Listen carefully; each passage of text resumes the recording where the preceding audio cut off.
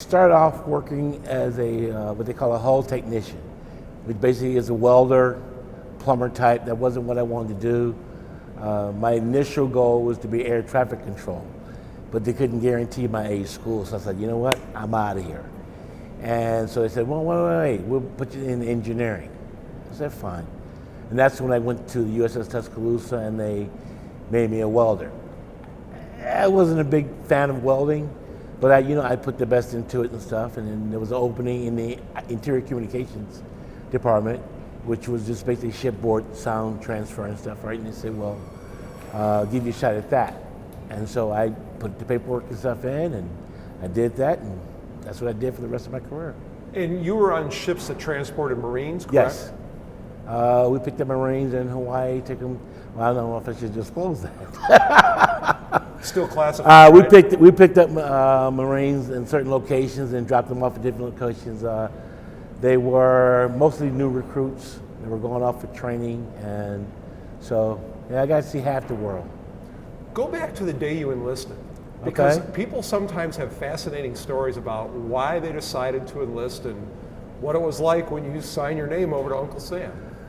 Well, the day I actually enlisted, it was a friend of mine and I were supposed to go in together, the buddy system they had at the time. And so I showed up and he didn't. And he went someplace else, and I said, well, I'm here, so I must go ahead and do this, and I did it.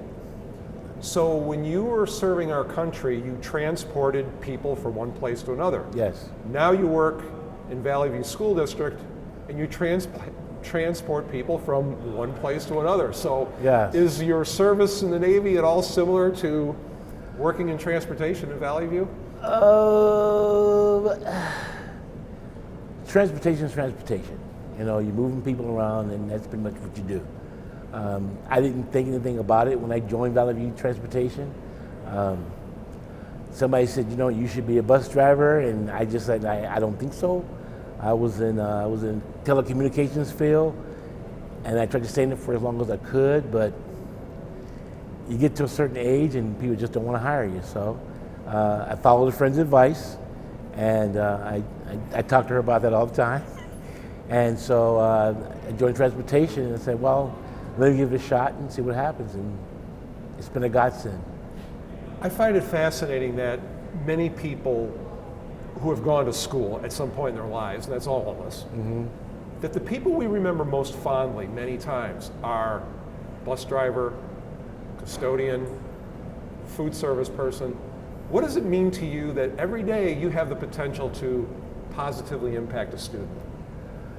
Well, I try to live my life with integrity. Sometimes it works, sometimes it doesn't. I try to instill upon the kids that as well. Safety first. Always wear your seatbelts. Don't chew gum on the bus. You could choke and swallow.